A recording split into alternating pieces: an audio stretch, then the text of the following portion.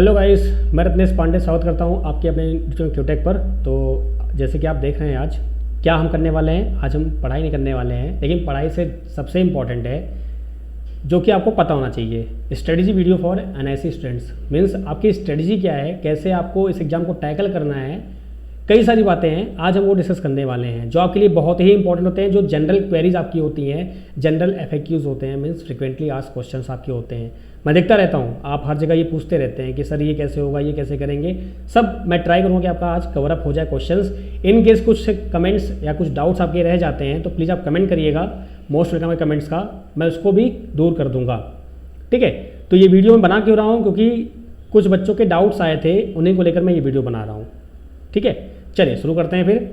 तो आपका जो लेक्चर फ्लो आज का है वो क्या है। पहला आपका है मोटिवेशन। ऑब्वियस बात है कि आप मोटिवेशन के लिए बहुत परेशान रहते हैं, सर कुछ मोटिवेशन दीजिए, कुछ मोटिवेशन दीजिए। आप मोटिवेट भी होते हैं फटाफट और उसके बाद तुरंत आप डिमोटिवेट भी हो जाते हैं। ठीक है, आप 5-6 मिनट देख के वीडियो एकदम ज़बरदस्त तरीके से आप फॉर्म में आ जाते हो कि बस आज फोड़ देना, चाहे कुछ भी हो जाए, बस आज आपने पढ़ा, कल फिर से भैया आपका चालू हो जाता है। चलिए कोई बात नहीं, आपको मोटिवेशन दिया जाएगा अच्छे से प्रॉपरली। सेकंड आपका आता है सिलेक्शन प्रोसीजर। अब सिलेक्शन प्रोसीजर कैसे होता है ये मैंने खुद से नहीं डिजाइन किया है, ये आपके प्रोस्पेक्टस में दिया हुआ है, ऑफिशियली जो दिया गया है मैं उसकी बात करूँगा। फिर बात करूँगा मैं सिलेबस आपका क्या है। सिलेबस सबसे इंपॉर्टेंट टॉपिक होता है पूरे प्रिपरेशन का। अगर आपको सिलेबस नहीं पता है तो आप बेकार हैं, आपका प्रिपरेशन वेस्ट ऑफ टाइम है, ठीक है, और कुछ नहीं है। फिर आपका sources of PYQ, very important line, ये आप बहुत परेशान होते हो। तो source of PYQ and practice of questions कहाँ से करें हम, ये मैं बताऊंगा आपको ऑथेंटिकेशन के साथ। फिर आपका टाइम मैनेजमेंट, आपको कैसे आपका टाइम मैनेज करना है ड्यूरिंग प्रिपरेशन, ड्यूरिंग एग्जाम, दोनों टाइम। ठीक है, फिर आपका how to prepare electrical subject. Actually हमारा टॉपिक यही था, how to prepare electrical subject, क्योंकि कई सारे बच्चों ने मुझे कमेंट करके बोला और उसके बाद मुझे पर्सनली मैसेज भी किया कि सर इलेक्ट्रिकल सब्जेक्ट कैसे प्रिपेयर किया जाए उसके बारे में एक वीडियो बना दीजिए। तो मैं वही करने वाला था, लेकिन मैंने कहा चलो भाई पूरे टॉपिक्स को कवर कर देता हूँ। नेक्स्ट वीडियो जो आपका रहेगा वो रहेगा preparation, how to prepare communication subject. तो उसमें मैं ये जो पॉइंट्स आपके ऊपर वाले हैं इनको मैं हटा दूंगा, रिमूव कर दूंगा, तो आपका टाइम और बच जाएगा। फिर लास्ट में अगेन मोटिवेशन। क्यों भाई, क्योंकि यहाँ से लेकर यहाँ तक आते आते आपका मोटिवेशन डाउन हो जाएगा। ग्राफ आपको पता ही होगा, कुछ ऐसा ग्राफ होता है ना लर्निंग ग्राफ आपका, कि आप अगर फर्स्ट डे पढ़ते हैं तो आपको इतना याद रहता है, सेकंड डे आप अगर उसको रिवाइज नहीं करते तो आपका इतना हो जाता है, अगर आपने 5 दिन बाद उसको रिवाइज किया तो आपका गया, सब कुछ गायब हो जाएगा। चलिए बिना किसी टाइम वेस्ट करते हुए आपको ये सब पॉइंट्स क्लियर करते हैं। इन केस कुछ और रह जाता है तो प्लीज़ कमेंट करिएगा, मोस्ट वेलकम है, क्योंकि हम आपसे ही हैं। आपको अगर वीडियो पसंद आएगी, देखते हैं आती कि नहीं आती है। चलिए पहला मोटिवेशन इंपॉर्टेंट है। मोटिवेशन क्या होता है आप जानते हैं, मोटिवेशन सबसे इंपॉर्टेंट है सैलरी। मीन्स अगर सैलरी है तो मोटिवेशन है, सिंपल सी बात है। पैसा ही मोटिवेशन होता है आज के टाइम पे, और वो ज़रूरी भी है। देखिए, तो मैं बात करूं, अगर मैं साइंटिस्ट बी की बात कर रहा हूं, ये साइंटिफिक असिस्टेंट ए की बात नहीं कर रहा हूं मैं, तो साइंटिस्ट बी की बात कर रहा हूं, तो आपका ये 5400 ग्रेड पे आपका होता है। 5400 ग्रेड पे अगर आप जानते हो तो ये ESE का होता है, IAS वालों का होता है, यानी जो AE एग्जाम्स होते हैं असिस्टेंट इंजीनियर की, उनका होता है। मतलब जितनी भी ग्रुप ए पोस्ट आपकी होती हैं वो 5400 ग्रेड पे की होती हैं। अगर 5400 ग्रेड पे है तो आप 70K to 85K आप सैलरी इन हैंड लेके जाते हैं, कट पिट के जो आपका मिलता है। ठीक है, अब ये वेरी करता है, कैसे वेरी करता है। अब वो group A, group B, group C city होती हैं, फिर उनका HRA अलग होता है, TAD अलग होता है, बहुत सारी बातें हैं। ठीक है, तो उसमें ना जाके हमको बस ये याद रखना है कि आपका एक हैंडसम सैलरी है। ये सबसे हाईएस्ट पोस्ट होती है स्टार्टिंग की। अगर आप IAS का एग्जाम क्वालिफाई करें तो भी आपको इतना ही मिलने वाला है, चाहे आप ESE करें तो भी इतना ही मिलने वाला है, अगर आप ये करते हैं तो इतना मिलने वाला है। ये आपका पहला मोटिवेशन है। सेकंड मोटिवेशन कारण क्या है, गवर्नमेंट जॉब। क्यों, क्योंकि अगर आप इसका साक्षात एग्जाम्पल है, एकदम प्रेजेंट में एग्जाम्पल आपके पास अवेलेबल है कोरोना पेंडेमिक का। इसमें क्या होता है कि जो प्राइवेट वर्कर्स होते हैं या प्राइवेट जो जॉब वाले होते हैं वो बहुत ही आपको क्या करते हैं, एकदम प्रेशराइज करते हैं चीज़ों को लेके। ठीक है, लेकिन गवर्नमेंट एक ऐसी संस्था है, अगर इसमें घाटा भी होता है तो भी आपको ये सैलरी पे करते हैं विद इन टाइम। तो एक सिक्योरिटी जो होती है, जॉब सिक्योरिटी, प्लस आपके आने वाले फ्यूचर में जो आपका एक लाइफ होगा, वाइफ होगी, हस्बैंड होगा, चिल्ड्रंस होंगे, ये रियल चीज़ें हैं, इसमें हंसने वाली बात नहीं है, हंसी मत। ठीक है, तो ये सब फैक्ट है। अभी आप यंग एज के हैं तो आपको लगता है कि हाँ मैं पूरा इंडिया एक्सप्लोर करूँ, लेकिन आफ्टर अ सर्टन टाइम यानी कि आपको लगता है कि हाँ मैं सेटल हो जाऊँ एक जगह पे, तो इसके लिए बेस्ट जॉब है आपका। ठीक है, तो इसको आप मिस नहीं कर सकते। ये आपका सेकंड मोटिवेशन है, इंपॉर्टेंट मोटिवेशन है। थर्ड मोटिवेशन क्या होगा आपका कि भाई government job CS IT EC वालों के लिए बहुत कम वैसे ही रहती हैं। ठीक है, तो वैसे ही नहीं आती हैं, अगर आती हैं तो उसको भी आप अच्छे से ग्रैब ना करें तो बेकार है। तो ये आपका ओवरऑल मोटिवेशन रहा। सैलरी आपका मोटिवेशन है, शादी वगैरह जो भी हो तो मोटिवेशन रहता है ये साथ में, और आपका ये लास्ट हो गया। ठीक है, तो इसलिए आपको मोटिवेट रहना है, ये जान लो आप, अगर आपका इसमें हो गया तो आपको लाइफ टाइम कुछ भी सोचने की जरूरत नहीं है। यानी कि मॉनिटरी जो आपका एक हेडक होता है, टेंशन होता है, वो आपका दूर हो जाएगा। बाकी जो रिमेनिंग और आपके हेडक होते हैं वो तो आपको करने ही है ओवरकम, ठीक है। चलिए आगे बढ़ें, आगे बात करते हैं कि सिलेक्शन कैसे होगा इसमें। नहीं, मेरा जुगाड़ नहीं है, डोंट वरी, जुगाड़ नहीं है मेरा। सिलेक्शन कैसे होगा जो उन्होंने बताया है आपके प्रॉस्पेक्टस में, मैं उसकी बात करूँगा, दिख तो उनके ही तरह, ठीक है। तो चलिए बात करते हैं, मैं थोड़ा गायब हो जाता हूँ, इंपॉर्टेंट बात ये है। चलिए तो देखते हैं सिलेक्शन प्रोसीजर में क्या कर इन्होंने बोला है। इन्होंने बोला है selection will be done through a written examination, means आपका रिटन एग्जामिनेशन होगा and interview for the scientist B post, जिसकी क्लास मैं ले रहा हूँ। मीन्स आपका पहले रिटन होगा, फिर उसके बाद आपका इंटरव्यू होगा, उसके बाद आपका सिलेक्शन होगा, ठीक है।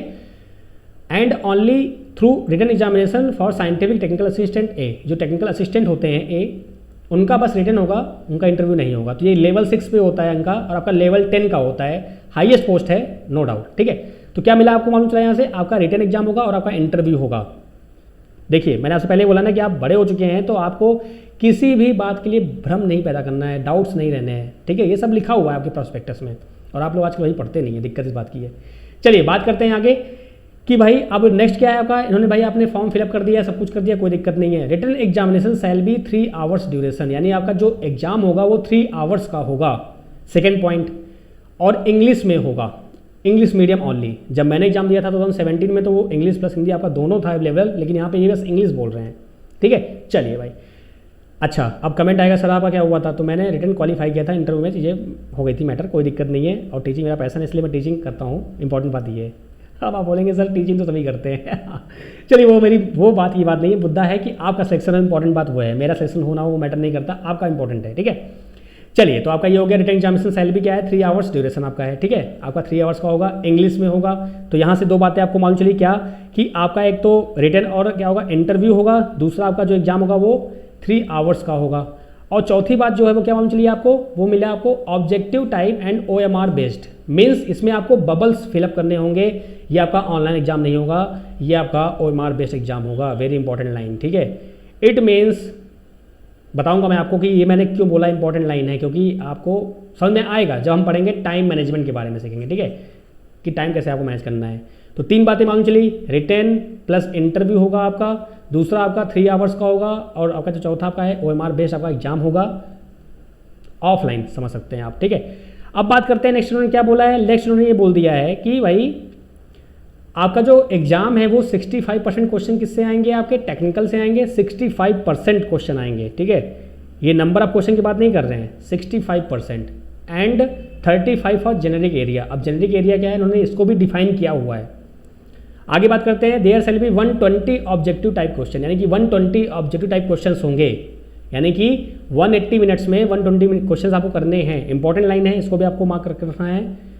जिसमें से आपका 65% अगर आप कैलकुलेट करेंगे तो आपका 78 क्वेश्चंस निकलेंगे टेक्निकल से और 42 निकलेंगे आपका जेनेरिक एरिया से। वेरी इंपॉर्टेंट लाइन है, यही सब आपके सिलेक्शन को रोकते हैं, सिलेक्शन के बाधा बनती हैं चीज़ें। तो इसलिए आपको हर एक लाइन को प्रॉपरली समझना है, सिलेक्शन आपका कैसे होना है वो मैं आपको बता रहा हूँ। तो पहला क्या हो गया आपका, रिटन एग्जामिनेशन आपका होगा, सिंपल सी बात है, और इंटरव्यू होगा। ये पॉइंट क्लियर है, कोई नहीं बोलेगा सर क्या क्या इसमें होगा दोबारा, ठीक है। ध्यान सुनना आप, सो मत जाना सुनते सुनते।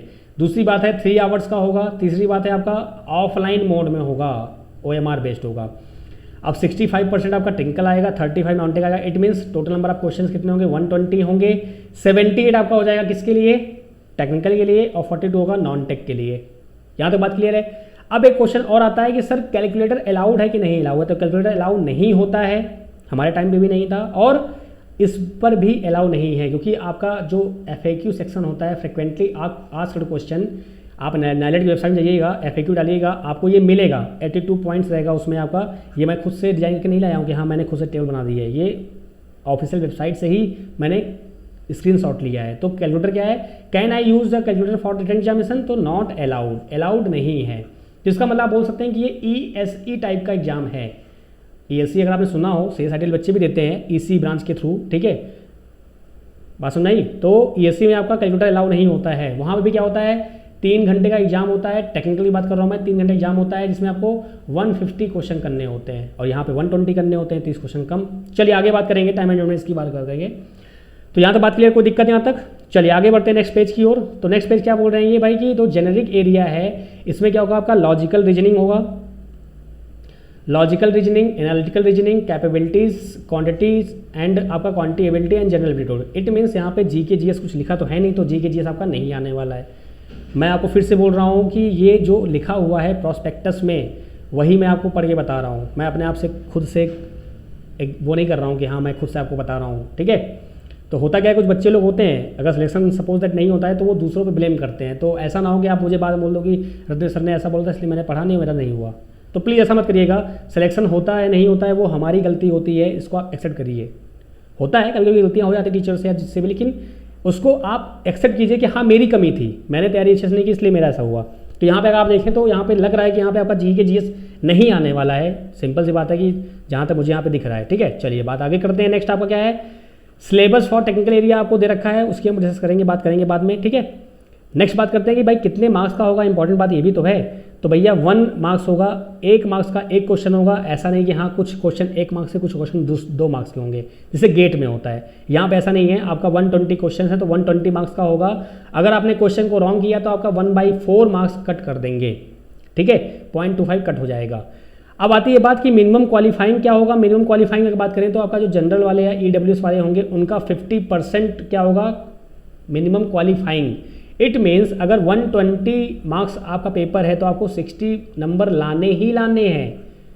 अब 60 लाने से आपका सिलेक्शन नहीं होगा ऐसा उन्होंने नहीं बोला है, 60 नंबर तो लाने ही लाने हैं। ये आप कट ऑफ क्लियर करेंगे, उसके बाद आपका एक और कट ऑफ अलग से निकलेगा जहाँ पे आपको वो कट ऑफ क्वालिफाई करना पड़ेगा। तो ये 60 मार्क्स जो हैं ये आपका मिनिमम क्वालिफाइंग है। मतलब आप 60 मार्क्स नहीं लाते हैं भाई, सिंपल सी बात है, आंसर शीट आती है फिर उसको आप चेक करते हैं, आप अपने मार्क्स कैलकुलेट करते हैं। अगर आपके 60 मार्क्स नहीं आ रहे हैं तो आप रेस से बाहर हो गए हैं। अब भगवान न करे कि ऐसा हो कि आप रेस से बाहर हो जाओ, आप आओ और आपका सिलेक्शन हो, इंपॉर्टेंट बात ये है। चलिए तो ये बात हो गई। अब ओबीसी के लिए क्या है, एससी एसटी के लिए है वो देख लीजिए फटाफट। आप ओबीसी के लिए कितना है, 40% है, एससी एसटी के लिए आपका 30% है, ओके। तो ये आपका मिनिमम कट ऑफ रहा है। अभी क्या बोल रहे हैं, cut off marks specified would be applicable in the overall marks, यानी 120 मार्क्स भी आपका ये एप्लीकेबल होगा, as well as for each section, यानी कि ईच सेक्शन के लिए भी ये एप्लीकेबल होगा। तो मैंने आपसे क्या बोला है, इसलिए बहुत इंपॉर्टेंट होता है कि आप नोटिफिकेशन को प्रॉपरली अपने आप पढ़ें और उसको समझें। भाई सिंपल सी बात है, आप इतने हाईली पोस्ट के लिए अगर आप जा रहे हैं तो यार ये बेसिक चीज़ें ये आपको पता होना चाहिए। अगर आपको ये नहीं पता है तो दिक्कत है थोड़ा सा, ठीक है, ऐसा नहीं है। चलिए होता है कभी। तो ये हो गया बात क्लियर यहाँ तक। तो आपको यहाँ से बहुत सारी चीज़ें मिली, क्या बहुत सारी चीज़ें मिली। अगर मैं इसको सिंपल सा अगर मैं समराइज़ कर दूँ, सिलेबस आप नेक्स्ट डिस्कस करने वाले हैं कि समराइजेशन की बात करूँ तो भाई यहाँ पर जो आपका क्या होगा, आपका जो एग्ज़ाम होगा वो 120 क्वेश्चंस होंगे, उसमें आपका 180 मिनट मीन्स 3 आवर्स का होगा, ठीक है। दूसरी बात 120 मार्क्स का होगा। नेगेटिव मार्किंग जो होगी वो क्या होगी, 0.25 होगी, ठीक है। आपका सेक्शन कट ऑफ भी है इसमें, और कितना है आपका 50% है जनरल के लिए, 40% है ओबीसी के लिए और 30% है एससी एसटी के लिए, वगैरह वगैरह, ठीक है। ये चीज़ें हमने डिस्कस की यहाँ पे।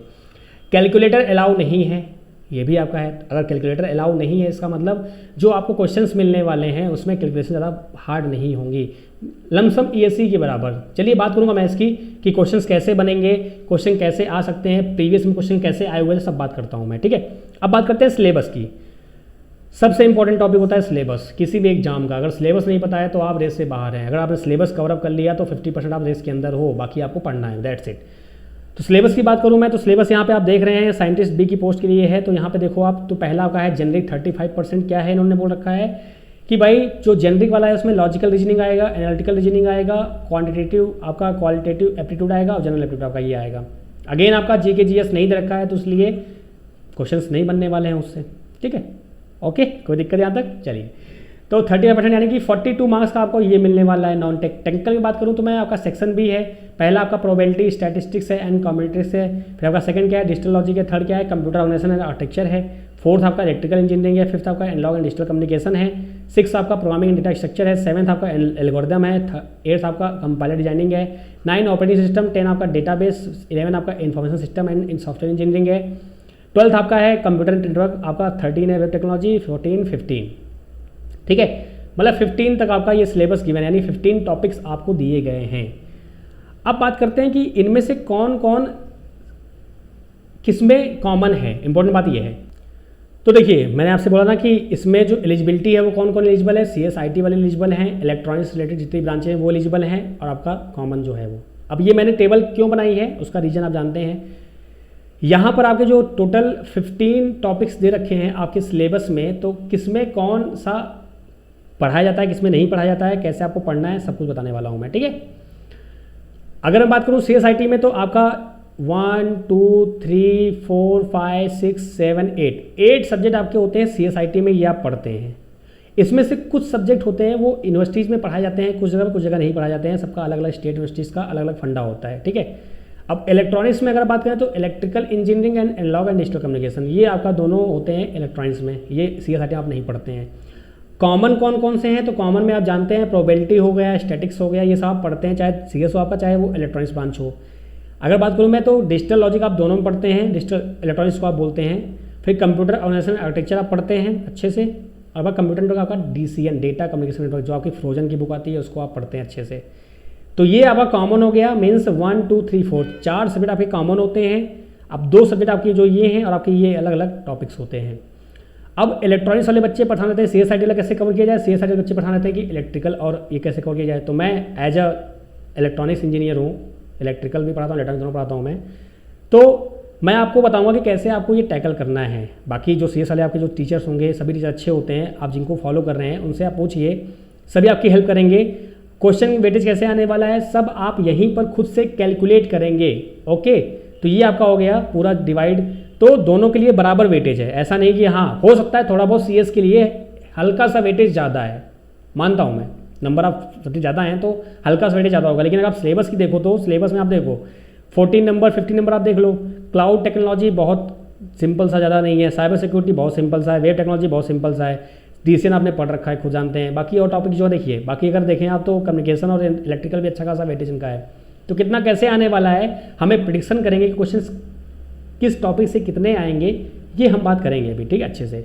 तो यहाँ तक कोई दिक्कत, किसी को कोई समस्या हो तो please feel free to ask, comment section में आप अपने डाउट्स रख सकते हैं और भी जो दिक्कतें होंगी। अब बात करते हैं टाइम मैनेजमेंट की। टाइम कैसे आपको मैनेज करना है, इंपॉर्टेंट बात ये है। तो टाइम मैनेजमेंट की बात करें तो हमको टाइम मैनेजमेंट के लिए 3 चीज़ें पता होनी चाहिए। पहला बात तो आपको टोटल कितने क्वेश्चन देने वाले हैं वो, ये हमको पता है, 120 क्वेश्चन देने वाले हैं। दूसरा, आपको कितना टाइम आपको मिलने वाला है, तो आपको पता है टाइम जो मिलने वाला है आपको कितना मिलने वाला है, 180 मिनट मिलने वाले हैं, ठीक है, वेरी गुड। अब तीसरा आपको पता होना चाहिए कि भाई जो लेवल ऑफ क्वेश्चन है वो कैसा होने वाला है। अगर ये 3 चीज़ें आपको पता है तो अपना आप टाइम मैनेज कर सकते हैं। और एक और बात कि आपका एग्जाम कैसा होने वाला है, ऑनलाइन की ऑफलाइन, तो आपको पता है कि ये ऑफलाइन मोड में होने वाला है, ठीक है। चलिए, तो आपके सामने ये भी हम कैलकुलेट करते हैं। अगर कैलकुलेशन में कुछ कमी रह जाए तो आप बताइएगा, मोस्ट वेलकम आपके कमेंट्स का है। और ये कैलकुलेशन किस बेस पे कर रहे हैं, हमारे जो मेरा जो एक्सपीरियंस रहा है 7-8 साल का, उसके बेस में एक कंपेरिजन कर रहा हूँ, ठीक है। चलिए शुरू करें, 1 मिनट रुकिए, शुरू करते हैं। चलिए भाई शुरू करते हैं। देखिए, पहली बात तो ये कैलकुलेटर अलाउ नहीं है। अगर कैलकुलेटर अलाउ नहीं है तो ऑब्वियस सी बात है क्वेश्चंस जो आपके आने वाले हैं वो बहुत ही कैलकुलेटिव नहीं होंगे। कैलकुलेटिव मतलब कि आपको मैथमेटिकल ज़्यादा नहीं देंगे वो, जिसमें आपको बहुत ज़्यादा कैलकुलेशन करनी पड़े। अच्छा, मैथमेटिकल कहाँ से आ सकता है, तो याद रखिए कम्युनिकेशन से और इलेक्ट्रिकल से आपको मैथमेटिकल मिलने वाला है गारंटी के साथ। कैसे कैसे मिलने वाला है वो हम बात करेंगे सेपरेट वीडियोज़ में अच्छे से प्रॉपरली, ठीक है। तो कैलकुलेटर नॉट अलाउड, तो अलाउ नहीं है। चलिए भाई, ये तो गया आपका एक हिस्सा। It means near about ESE और आपका जो गेट का पेपर होता है उसके अकॉर्डिंग आपका सिलेबस होगा। अब गेट में नंबर 2 वाले जो क्वेश्चन, उनको नहीं, जो 1 नंबर वाले क्वेश्चन आते हैं उनकी बात कर रहा हूँ मैं। और अभी मैं आपको प्रूफ भी दूंगा, और मैंने आपको एक वीडियो डाला है PYQs का, जिसमें आप क्या देखते हो कि आपका जो पेपर बनता है मोस्टली वो ESE के क्वेश्चन से ही बनता है। ESE और गेट का क्वेश्चन ही वो रिपीट कर देते हैं। चलो भाई, ये तो हो गया। मैं बताता हूँ कैसे करना टाइम मैनेजमेंट आपका। तो कैलकुलेटर आपका अलाउ है नहीं, क्वेश्चन आपका मॉडरेट आने वाला है भाई। 120 क्वेश्चन है तो गारंटीड है कि अभी तक जितने भी आपके एग्जाम हुए हैं, जितने आप एग्जाम जानते हो कॉम्पिटिटिव एग्जाम्स, ठीक है, 120 में 120 तो किसी के आते नहीं है, ये तो गारंटीड है भाई। क्योंकि NIC की बेइज्जती नहीं जाएगी क्या, NIC अपनी बेइज्जती नहीं चाहता है, कोई भी ऑर्गेनाइजेशन हो अपनी बेइज्जती नहीं चाहता है कि वो बच्चे पूरे पूरे मार्क्स ले आएँ। गारंटीड है 120 क्वेश्चन तो आपके 120 मिनट्स में आपको नहीं होने वाले हैं, सिंपल सी बात है।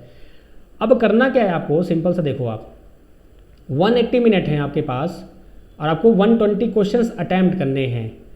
तो मैं आपको एक सेफ अटेम्प्ट बता रहा हूँ, मैं कट ऑफ ना बता रहा हूँ ना कुछ बता रहा हूँ। कट ऑफ ये सब जो होता है ये आप पेपर देने के बाद आते हैं तो आपको डिसाइड करना होता है, लेकिन बच्चे पहले ही पूछ लेते हैं कट ऑफ कितना क्या होगा। तो पेपर पहले आप दे लीजिए, कट ऑफ क्या होगा वो बात की बात बताऊँगा, लेकिन सेफ जो बता रहा हूँ मैं आपको कि आपको प्रिपरेशन कैसे करनी है, अपने आप को कैसे बूस्टअप रखना है। तो आप ये मान चलो कि 90 to 100 मार्क्स के लिए आप प्रिपेयर रखो, इससे कम तो मत रखो यार, क्योंकि अगर इससे कम आप सोच रहे हैं तो गारंटी है, देखिए जब हम खुद जानते हैं कि अगर मैं 120 का मैं रखता हूँ तब हमारे 60 और 70 आते हैं, अगर मैं 60-70 रखूँगा तो मेरे और कम आएंगे। तो इसलिए आप हमेशा हाई सोचिए नहीं करिए भी, ऐसा नहीं बस सोचिए। बाकी अगर जो भी दिक्कत होगी तो मैं आपको हेल्प कराऊंगा, कोई दिक्कत की बात नहीं है। तो आपको एक क्वेश्चन के लिए नियर अबाउट 1.5 मिनट मिलेंगे, 1.30 मिनट बहुत होते हैं। ये जान लो आप कि 42 क्वेश्चन आपके किस में हैं, नॉन टेक में हैं। तो नॉन टेक में लड़के 42 में 42 फोड़ कराएंगे, याद रखिए आप, गारंटीड है। ऐसा नहीं कि बहुत सारे बच्चे 42 फोड़ेंगे, बहुत सारे 40 फोड़ेंगे, अच्छा खासा एक ये तो आपका ले जाएंगे। बची 78, तो 78 में यार गिरी हालत में कितना भी हो जाए यार आदमी कुछ नहीं तो 60 तो अटेम्प्ट करेगा ही करेगा, ये समझ लो आप। तो एक अच्छा खासा कंपटीशन है, आसान कंपटीशन नहीं है, ठीक है, अच्छा खासा कंपटीशन है, आप जानते हो, और पोस्ट भी अच्छी खासी है, ठीक है। तो आपको एक अच्छा खासा आपको लेवल से प्रिपरेशन करनी है, तो आप कोई भी सब्जेक्ट छोड़ के नहीं जा सकते। अगर मैं बात करूँ, मैं थोड़ा डिवाइडेशन करूँ टेक्निकल में, 78 क्वेश्चन आपके हैं टेक्निकल से आने वाले हैं, और आपके 15 टॉपिक हैं, और 15 टॉपिक में आपके 5 टॉपिक जो हैं, 3-4 टॉपिक वो कॉमन है दोनों में, 2 टॉपिक आपके इलेक्ट्रॉनिक्स के हैं, और आपके नियर अबाउट 7-8 टॉपिक आपके कंप्यूटर के स्पेशलिस्ट हैं, उसमें से बहुत सारे टॉपिक छोटे भी हैं। तो ऑन एन एवरेज अगर मैं बात करूँ तो 15 टॉपिक हैं आपके, 78 क्वेश्चन है, तो 15 × 5 करोगे आप तो कितना हो जाएगा, 75 हो जाएगा। यानी कि हर एक टॉपिक से 5 क्वेश्चन तो आप मान चल रहे हो। तो यानी कि 5 क्वेश्चन अगर आपने इलेक्ट्रिकल मान लो, 5 क्वेश्चन आप कम्युनिकेशन मान लो, 5 क्वेश्चन डिजिटल मान लो, तो ये अच्छा खासा वेटेज है जिसको आप छोड़ सकते नहीं हो। इंपॉर्टेंट बात ये है, तो प्लीज़ को आप छोड़िएगा नहीं, बहुत ईजी टॉपिक्स हैं, बहुत ही ईजी है। कारण क्या है, जब आप कोई न्यू सब्जेक्ट पढ़ेंगे ना तो न्यू सब्जेक्ट पढ़ने में आपको मज़ा आता है। मज़ा कब आता है, जब आपको टीचर अच्छे से फील कराता है। अगर आपको फील हो गया है तो आपको पढ़ने में बहुत मज़ा आता है। अगर कोई चीज़ आपने पहले से पढ़ रखी है उसको दोबारा आप पढ़ते हैं तो आपको पढ़ने में मज़ा नहीं आता है, ये फैक्ट होता है। चलिए, तो बात हो गई, बहुत सारी बातें जो थी यहाँ पे हमने की, बहुत सारी चीज़ें मिक्सअप हो गई हैं। तो जो भी आपको चीज़ समझ में आई हो तो प्लीज़ आप कमेंट करिएगा कि सर यहाँ पर मुझे थोड़ा दिक्कत हुई है, मोस्ट वेलकम है आपका। तो टाइम मैनेजमेंट क्या हुआ, टाइम मैनेजमेंट हमने क्या सीखा भाई कि टाइम मैनेजमेंट जो आपका है इसमें जो क्वेश्चन बनने वाले हैं वो आपके सिंपल से ESE बेस्ड क्वेश्चन बनने वाले हैं। गेट के जो 1 नंबर वाले क्वेश्चन आते हैं वो बनने वाले हैं। आपको क्वेश्चंस बहुत ज़्यादा टफ नहीं देने वाले हैं, वो मीडियम लेवल में देने वाले हैं। आपको 1.1.5 मिनट आपको मिलने वाला है क्वेश्चन करने के लिए, वगैरह वगैरह। एक बात और याद रखिए, यहाँ पे OMR बेस्ड है तो गारंटेड है कि आपको बबल्स फिलअप करने हैं। बबल्स फिलअप करने हैं तो गारंटी है कि 120 क्वेश्चंस आपके हैं। अगर आपने 100 क्वेश्चंस किए या 110 क्वेश्चन किए हैं तो उनको फिलअप करने के लिए मान चलो आप कि एटलीस्ट 10 से 12 मिनट लगने वाले हैं। 10 से 12 मिनट मिनिमम लगने वाले हैं, क्योंकि आप सबसे इंपॉर्टेंट क्या है, बबल ही भरना तो है। अगर आपने बबल अच्छे से प्रॉपर्ली फिलअप नहीं किए हैं तो आपका समय बेकार हो जाएगा, आपकी मेहनत किसी काम की नहीं रहेगी फिर, ठीक है। बबल पता कि आपने 1 का C भर दिया, 2 का A भर दिया, सब गड़बड़ हो गया, फिर वो दोबारा इरेज भी नहीं होते हैं, ठीक है। तो ये मान चलो आप कि 180 मिनट तो उन्होंने दे रखा है, लेकिन 180 को आप शॉर्ट करके बोल दो कि 160 मिनट है। 20 मिनट मानो आपकी बबल्स में जाएंगे आपके, ये सेफ जोन है, सेफ प्ले करना है। बाकी हाउ टू अटेंड पेपर वगैरह जो भी है कैसे करेंगे आप, वो मैं आपको बाद में बताऊंगा। इंपॉर्टेंट बात वो नहीं है, इंपॉर्टेंट बात अभी क्या है कि आपको कैसे प्रिपेयर करना है, क्योंकि अब एग्जाम की डेट वगैरह अभी फिक्स नहीं है कब तक आने वाला है। तो गोल्डन अपॉर्चुनिटी है, इसको आप छोड़िएगा नहीं। चलिए आगे बात करते हैं। Next, sources of PYQ and practice questions. कहाँ से हमको क्वेश्चन प्रैक्टिस करने चाहिए और सोर्सेज क्या है PYQ की, उसकी बात कर लेते हैं। तो अगर मैं बात करूँ सोर्स ऑफ PYQ की, तो आप अगर आपको दिख रहा हो यहाँ पे, ये आपके पास प्रीवियस पेपर्स आपके पास अवेलेबल रहेंगे। कहाँ पर, नाइलेट की वेबसाइट होती है, ये वेबसाइट आपको मैंने यहाँ पे लिख रखी है, इस वेबसाइट में जाके आप चेक कर सकते हैं। तो यहाँ पे अगर आप देखो तो आपका नाइलेट का साइंटिस्ट B का पोस्ट का हुआ है, ICERT ने किया है, ये सभी आपके नाइलेट के अंदर ही आते हैं, ठीक है। तो साइंटिस्ट C का भी हुआ है, D का हुआ है, B का हुआ है, तो आपको इनका नहीं देखना है, आपको देखना है किसका, साइंटिफिक स्टूडेंट, ये भी आपका डिप्लोमा वाले जो बच्चे हैं वो देखेंगे। देखिए इलेक्ट्रॉनिक्स का है, IT का है, CS का है, ठीक है। ये इलेक्ट्रॉनिक मैकेनिक आपका ITI वालों का होता है, ये नहीं है आपका सिंपली सा, ठीक है। फिर उसके बाद क्या आपका है, सिंपली आपका ये साइंटिस्ट भी आपका है, कंप्यूटर इंजीनियरिंग का है, इन्फॉर्मेशन टेक्नोलॉजी का है। इस बार जो एग्जाम आपका हो रहा है इसमें आपका देखिए CS का सिलेबस और आपका IT का सिलेबस और आपका जो EC का है ये कंबाइन कर दिया उन्होंने। पहले ऐसा नहीं होता था, पहले आपका CS का अलग होता था, IT का अलग, CS IT का एक साथ होता था और EC का अलग होता था। इस बार उन्होंने कंबाइन कर दिया है, इसलिए ब्रांच भी उन्होंने अलाउ कर दी है साथ में। तो ये आपके सोर्सेज हैं। मैंने एक वीडियो डाली है आपकी प्रीवियस ईयर क्वेश्चंस की, तो मैंने ये पेपर यहीं से उठाए हैं ऑब्वियस सी बात है, जो इलेक्ट्रॉनिक्स ब्रांच के पेपर्स होंगे वही क्वेश्चन तो ये रिपीट करने वाले हैं, तो सभी के सभी ईएससी गेट के ही प्रीवियस ईयर पेपर हैं, विश्वास मानिए मेरा, ठीक है, क्योंकि एक्सपीरियंस रहा है, अब कई बच्चों को मैंने सेशन दिलाया है तो वो जानते हैं मुझे, ठीक है, तो मैं आपसे झूठ नहीं बोलूँगा, ठीक है। बाकी आप खुद देख लीजिएगा, कोई दिक्कत वाली बात नहीं है, आप खुद बड़े हैं, समझदार हैं, हमसे बहुत ज़्यादा समझदार बच्चे लोग होते हैं, ठीक है। तो ये आपका सोर्सेस हो गया। प्रैक्टिस कहाँ से करनी है, आप प्रीवियस ईयर पीवाईक्यूज उठा लीजिए ईएससी गेट के, उनको आप करिए प्रैक्टिस, यार सिंपल है, मैं बता रहा हूँ ना। चलिए यहाँ तो बात तो कोई दिक्कत यहाँ तक। चलिए भाई आगे बात करते हैं, how to prepare electrical subject. ये आपके लिए इंपॉर्टेंट टॉपिक है कि आपको प्रिपेयर कैसे करना है इलेक्ट्रिकल सब्जेक्ट को। तो यही हमारा मेन टॉपिक था आज का, लेकिन मैंने ये जो पीछे आपको टॉपिक्स बताए हैं वो भी इंपॉर्टेंट थे, वेरी इंपॉर्टेंट, क्योंकि आपको पता होना चाहिए कि हाँ कैसे क्या चीज़ें हैं, आपको पूरा डिवाइडेशन होना चाहिए। मैं ऐसी वीडियोज़ और आता रहूँगा बीच में, ताकि आपको और एक बूस्टअप मिले प्रिपरेशन का, ठीक है। और जो नेक्स्ट वीडियो आपकी रहेगी वो रहेगी how to prepare communication subject, फिर आपका डिजिटलॉजी के लिए भी हम एक सेपरेट वीडियो बनाएंगे, ठीक है। तो इलेक्ट्रिकल कैसे प्रिपेयर करना है ये बात कर लेते हैं। अब इसमें बहुत सारे बच्चों को डाउट ये है कि कई सारे बच्चे बोल रहे हैं इलेक्ट्रॉनिक्स वाले कि इसमें बहुत सारे सब्जेक्ट एक साथ मर्ज कर दिए गए हैं, मिक्स कर दिए गए, तो आपका पेपर बहुत टफ बनेगा, ऐसा बनेगा वैसा बनेगा फलाना ढिमाका। तो ये गारंटी है कि आपका जो सिलेबस है, जो आपका पेपर है, वो ईएससी के लेवल का ही रहेगा, ये भरोसा रखिए, इससे बाहर तो नहीं जाने वाला है, इससे टफ तो जाने वाला है नहीं, ठीक है। क्यों ऐसा है भाई, देखो सिंपल सी बात है ना, 120 क्वेश्चन हैं, आपका 180 मिनट में है। आपके ईएससी में क्या होता है, 150 क्वेश्चंस होते हैं, आपका 180 मिनट होता है, उसमें भी कैलकुलेटर अलाउ नहीं है, इसमें भी कैलकुलेटर अलाउ नहीं है। और सबसे बड़ी बात तो जो सोर्सेस आपके पीवाईक्यू के हैं उसमें आप देखेंगे तो पूरे के पूरे डिक्टो वही क्वेश्चन आपका एकदम दिया हुआ है, सेम टू सेम क्वेश्चन दिया हुआ है ईएससी को उठा के, ठीक है। चलिए भाई बात करते हैं फिर कैसे करना है इसको प्रिपेयर। चलिए तो आते हैं अपने मुद्दे पे, टाइम वेस्ट ना करते हुए, क्योंकि टाइम बहुत इंपॉर्टेंट है। चलिए आगे बात करते हैं। तो इलेक्ट्रिकल में अगर आप देखो तो सिलेबस क्या दिया हुआ है आपको, कुछ ऐसा दिया हुआ है। अब जो बच्चे बोल रहे हैं कि हाँ इसमें बहुत सारे सब्जेक्ट ऐड ऑन किए हुए हैं, तो मैं उसको भी क्लियर कर देता हूँ। यहाँ पर पहले दिया हुआ पावर इलेक्ट्रॉनिक्स, फिर दिया सिग्नल सिस्टम, फिर दिया हुआ है इलेक्ट्रोमैग्नेटिक फील्ड्स, फिर ग्राफ दिया हुआ है KCL KVL nodal mesh analysis, सब कुछ दिया हुआ है, ठीक है, वगैरह वगैरह। इसको हम समझते हैं कैसे ये सब चीज़ें क्या हैं, कैसे इसको प्रिपेयर करना है, हम उसकी बात करते हैं, ठीक है। Just wait. चलिए तो देखते हैं। अब जो बच्चे बोल रहे हैं कि हाँ ये तीन चीज़ों का मिक्सअप है, तो बात सही है। पावर इलेक्ट्रॉनिक्स आपका एक अलग सब्जेक्ट है पूरा, सिग्नल सिस्टम आपका पूरा एक सब्जेक्ट अलग है, इलेक्ट्रोमैग्नेटिक फील्ड्स आपका एक अलग सब्जेक्ट पूरा है। लेकिन अगर मैं बताऊं आपको ध्यान से, तो पावर इलेक्ट्रॉनिक्स आपका इलेक्ट्रिकल का कोर सब्जेक्ट है। इलेक्ट्रॉनिक्स में भी अगर इसमें क्वेश्चन जो बनते हैं ना, अगर आपने 100 MCQs भी कर लिए इसके टॉपिक्स के, तो आपको आराम से कवर हो जाएगा। इसमें आप क्या पढ़ते हैं, SCR पढ़ते हैं, ट्रायक डायक पढ़ते हैं, IGBT वगैरह पढ़ते हैं, बहुत बेसिक से पावर मॉसफेट पढ़ते हैं, सिंपल से हैं। अगर आपने 100 MCQs भी अच्छे से कवरअप कर लिए, जहाँ से आप पढ़ रहे हैं, जहाँ आपका सोर्सेस है, इवन मैं भी आपको प्रोवाइड कराऊंगा MCQs, उतने आपने पढ़ लिए तो आपका पावर इलेक्ट्रॉनिक्स कवरअप हो जाएगा, आपको बहुत डीप जाने की जरूरत नहीं पड़ेगी। बेसिक से कॉन्सेप्ट्स हैं, बेसिक से थ्योरी है, आपको PhD नहीं करनी है यार, सिंपल सी बात है। आपको जॉब लेनी है, आपको बस एग्जाम में आंसर क्रैक करना है, कैसे आया कहाँ से आया, आप जय माता दी करके भी आ जाओगे, अगर आपका हो जाएगा तो भाई आपका सिलेक्शन है, सिंपल सी बात है। इंटरव्यू फेज में बात है, ठीक है। सिग्नल सिस्टम नो डाउट आपका एक सब्जेक्ट पूरा का पूरा है, लेकिन यहाँ पर ये एक टॉपिक के अंदर दिया हुआ है। अगर वो चाहते तो इसको सेपरेटली आपको इंडिकेट करते। देखो दो कारण है उन्होंने ऐसा सिलेबस डिजाइन क्यों किया। पहला कारण ये कि इन केस अगर उन्होंने सिग्नल सिस्टम का कोई हार्ड क्वेश्चन आपके पेपर में ऐड ऑन कर दिया तो आप उन पर ब्लेम ना कर सको। भाई सिंपल सी बात है कि जितने भी गवर्नमेंट संस्थाएं होती हैं, गवर्नमेंट ऑर्गेनाइजेशन है, वो अपने आप पर ब्लेम नहीं लेते हैं। वो बोल देंगे आपसे कि मैंने यहाँ पे मेंशन तो किया था, आपने पढ़ा ही नहीं। पहली बात तो ये। और आप ये भी जानते हैं कि 120 क्वेश्चन हैं तो गारंटीड है कि 15 से 20 क्वेश्चन ऐसे होंगे जो आपके स्पीड को रोकेंगे, स्पीड ब्रेक करेंगे। देखिए पेपर को अटैम्प्ट कैसे करना होता है वो भी एक आर्ट है, स्मार्ट वर्क है। यानी कि बहुत लोग होते हैं जो इसमें फंस जाते हैं। मैं इसका एक सेपरेट वीडियो बना दूंगा, क्योंकि इसमें अगर मैं बताया तो ये वीडियो आपकी घंटे 2 घंटे की हो जाएगी, तो आप देखोगे भी नहीं, क्योंकि ये गाने वाली वीडियो तो है नहीं, ये टिकटॉक वाली वीडियो है, ये आपका कुछ और वीडियो है, एजुकेशनल वीडियो है, जिसको आप बहुत ही रेयर केस में देखते हो ताकि आप बर्दाश्त कर सको चीज़ों को, हैं, ठीक है। तो इसलिए आप ये मैं अलग सुना दूंगा कि हाउ टू अटेंड पेपर, वो मैं आपको अलग सुना दूंगा वीडियोस। अभी हम सीख रहे हैं बस सिलेबस कैसे है, ठीक है। तो मैंने आपसे पहले बोला, क्या बोला मैंने कि भाई सिग्नल सिस्टम का सब्जेक्ट पूरा है नो डाउट, लेकिन क्वेश्चंस मैंने आपको फिर से बोला कि अगर यहाँ भी अगर आप 100 MCQs कर लेते हैं मोर देन सफिशिएंट है। इलेक्ट्रोमैग्नेटिक फील्ड्स है तो ये भी आपका एक पूरा सब्जेक्ट होता है, लेकिन कोई बात नहीं, मैंने आपको फिर से बोला कि यहाँ पे अगर 100 MCQs कर लेंगे तो आपका कोई दिक्कत नहीं है। 300 MCQs कुछ नहीं होते हैं यार।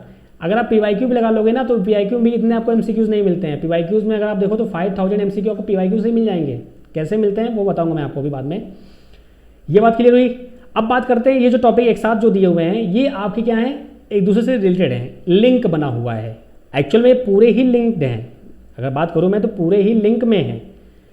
अब पावर इलेक्ट्रॉनिक्स है तो यहाँ पे वो इलेक्ट्रॉनिक्स की बात कर लेंगे, बहुत बेटिंग्स में आपको पढ़ा दूंगा, डोंट वरी। सिग्नल सिस्टम में ये सिग्नल और सिस्टम्स की बात करेंगे, सिग्नल कितने टाइप के होते हैं, सिस्टम्स क्या होते हैं, एलटीआई सिस्टम्स क्या होते हैं वगैरह वगैरह, जो बेसिक कॉन्सेप्ट है वो। इलेक्ट्रोमैग्नेटिक फील्ड थ्योरी में आपसे ये पूछ सकते हैं भाई कि ट्रांसफर लाइन का कुछ पूछ सकते हैं आइडियाज़, क्योंकि ट्रांसफर लाइन आपका बेसिक इलेक्ट्रिक में आप पढ़ते ही पढ़ते हैं, तो वहाँ से क्वेश्चन पुटअप कर सकते हैं ये। तो मैंने आपसे क्या बोला, अगर इन तीनों टॉपिक में अगर 300 MCQs आप कर लेते हैं, जहाँ से भी पढ़ रहे हैं आप, या मैं आपको प्रोवाइड करूँगा उतना कर लो, मोर देन सफिशिएंट है, ठीक है। अब ये जो टॉपिक्स हैं, ये टॉपिक्स में आपको क्या होता है कि ये लिंक है एक दूसरे से, और ये बहुत ही सस्ते वाले टॉपिक हैं। KCL KVL क्या होता है, बेसिक सा। DC AC नेटवर्क्स क्या होते हैं, बेसिक से। इनसे MCQs जो बनेंगे ना वो न्यूमेरिकल टाइप MCQ बनेंगे, यानी कि जो आपका ये टॉपिक है बेसिक इलेक्ट्रिकल, यहाँ से न्यूमेरिकल्स ही आने वाले हैं और बहुत हलवा न्यूमेरिकल होते हैं। हाँ मुझे पता है कि भाई CS ITL जो बच्चे हैं उनके लिए ये हलवा नहीं है, कारण क्या है, क्योंकि वो भाई गलती उनकी थोड़ी है, 4-5 साल से उन्होंने ऑलरेडी CS किया हुआ, 4 साल से, 5 साल से, 4 साल से, और उसके बाद छोड़ा हुआ काफ़ी टाइम से। तो डोंट वरी, मैं सभी का एकदम प्रॉपरली बेसिक से चीज़ें आपको मैं थ्योरी क्लास प्रोवाइड करूँगा, max to max half an hour की, 30 मिनट की या 45 मिनट की रहेगी, क्योंकि 1-2 घंटे हो जाएगी तो आप सो जाते हो, मूवी देख लोगे लेकिन ये नहीं देख पाओगे आप। तो मैं ट्राई करूँगा कि आपको ये मिल जाए, डेली नहीं तो एटलीस्ट हर 2 दिन 1 दिन के बीच में आपको मिलता रहेगा, गारंटी है। डेली ट्राई करूँगा मंडे टू फ्राइडे आपको देने का। इनकेस नहीं मिलता है तो आप घबराइएगा नहीं, मैं आपको पक्का ये प्रोवाइड करता रहूँगा डेली का डेली, ये मेरा प्रॉमिस है आपसे। और आप जानते हैं प्रॉमिस मैं करता हूँ तो मैं उसको तोड़ता नहीं हूँ, बस थोड़ा डिले कर देता हूँ, बात की बात है, ठीक है। और जो मेरे पुराने बच्चे हैं वो मुझे जानते हैं। तो ये रहा आपका ओवरऑल एक एनालिसिस। अगेन आपका मोटिवेशन, तो मोटिवेशन के लिए आप याद रखिए 5400 ग्रेड पे है, गवर्नमेंट जॉब है, सिक्योर लाइफ है, आपकी पूरी फैमिली सिक्योर हो जाएगी, मेडिकल फैसिलिटीज़, HRA DRA, बहुत सारी एमिनिटीज़ मिलती हैं जिसको आप एक्सपेक्ट नहीं कर सकते कितनी चीज़ें मिलती हैं। एक बहुत अच्छी अपॉर्चुनिटी है, गोल्डन अपॉर्चुनिटी है, इसको आप मिस मत करिएगा। अब मुझे भी आप डिमोटिवेट मत करिएगा, कारण कैसे डिमोटिवेट में कैसे हो जाऊँगा बताता हूँ आपको। इस वीडियो को आप शेयर करिएगा मैक्स टू मैक्स जितना हो सके, पॉसिबिलिटीज़ हो सके। आपकी जो और क्वेरीज हैं वो आप मुझे बताइए, गारंटी मैं लेता हूँ कि मैं आपको वीडियोज़ प्रोवाइड करूँगा थ्योरी की, ठीक है। मुझे अच्छा लगता है कि आप अपने जो भी आपका प्यार जो मोहब्बत है आप मुझे दिखाते हैं, मुझे अच्छा लगता है, ठीक है। सभी टीचर को अच्छा लगता है, जो टीचर्स चाहते हैं, टीचर क्या चाहते हैं, टीचर चाहते हैं बस हाँ कि बच्चा पढ़े, और जो भी आपको कमी लगती हो या जो भी आपकी दिक्कतें हों आप कमेंट कर सकते हैं बिना किसी दिक्कत के। एज अ बिग ब्रदर मानिए, चाहे आप जैसा भी मानिए कि हाँ मैं सही बता रहा हूँ, गलत बता रहा हूँ, जो भी है आप बोलिए। इंपॉर्टेंट बात ये है, आपका सिलेक्शन इंपॉर्टेंट है। At a time, last time क्या होता है, आपका सिलेक्शन बहुत इंपॉर्टेंट है, वो हो जाए मेरी यही कामना रहती है। बाकी जो भी दिक्कत है मोस्ट वेलकम आपका है, कुछ भी समस्या हो, कुछ भी दिक्कत हो, कुछ भी टॉपिक में प्रॉब्लम हो, आप बस कमेंट करो। कमेंट नहीं करेंगे तो भाई मैं भगवान थोड़ी हूँ कि हाँ बताओ मैं क्या चल रहा है, मैं तो अपने साथ पढ़ाऊँगा, ठीक है। तो इसलिए थ्योरी वीडियो में डालता रहूँगा, डोंट वेरी। कम्युनिकेशन के भी मैं ऐसे ही बना दूंगा। अब कम्युनिकेशन में ये सब नहीं डालूंगा फिर से, ठीक है। सिर्फ कम्युनिकेशन में हाउ टू प्रिपेयर कम्युनिकेशन मैं आपको बता दूंगा अच्छे से प्रॉपरली, ठीक है। कुछ भी समस्या हो, कुछ भी दिक्कत हो, मोस्ट वेलकम है। अगर आपको चीज़ें समझ में आई हो, आपको लगा हो कि हाँ पूरा टॉपिक्स में वीडियो बनी थी या जो भी आपके डाउट्स थे वो क्लियर हुए हैं, तो लाइक तो बनता ही है। इनकेस अगर नहीं क्लियर हुआ है तो लाइक कर दीजिएगा, मैं आपको क्लियर कर दूंगा दोबारा फिर से। कमेंट करेंगे तो शेयर करिए दोस्तों साथ, सब्सक्राइब कीजिए चैनल को। क्यों? क्योंकि वीडियोज़ आपकी आती तो हैं, लेकिन कब कैसे मैं अपलोड करूँगा तो आपको एट ए टाइम मिल जाए। मान लो आपने सब्सक्राइब नहीं किया, आप 10 दिन बाद आपको मालूम चल रहा है कि अरे सर ने वीडियो डाल दी, और 10 दिन मैंने मान लो 50 वीडियो डाल दी, 10 वीडियो डाल दी, 20 वीडियो डाल दी, तो आपके पास एक वर्कलोड हो जाएगा। तो इसलिए डेली वीडियो आप खत्म कर देंगे तो आपका टाइम अच्छे से कवरअप हो जाएगा। और आप मुझे बस 2 से 3 घंटे टाइम दीजिए पर डे, आपको मैं चीज़ें कवरअप कर दूंगा जितना हो सकता है पॉसिबिलिटीज। टाइम अच्छा है, अपॉर्चुनिटी अच्छी है, इसको आप ग्रैब करिए, छोड़िएगा नहीं, क्योंकि ऐसे मौके बार बार नहीं मिलते हैं। सो मिलते हैं फिर नेक्स्ट वीडियो में अपने थ्योरी के साथ। कुछ मोटिवेशनल वीडियो आपकी आती रहेंगी, प्रिपरेशन स्ट्रेटजी वीडियो आती रहेंगी, कैसे पेपर अटेंड करना वो भी आता रहेगा। मोस्ट वेलकम है, शेयर कीजिए दोस्तों साथ, अच्छा लगेगा, मज़ा आएगा। मिलते हैं, बाय बाय, टेक केयर।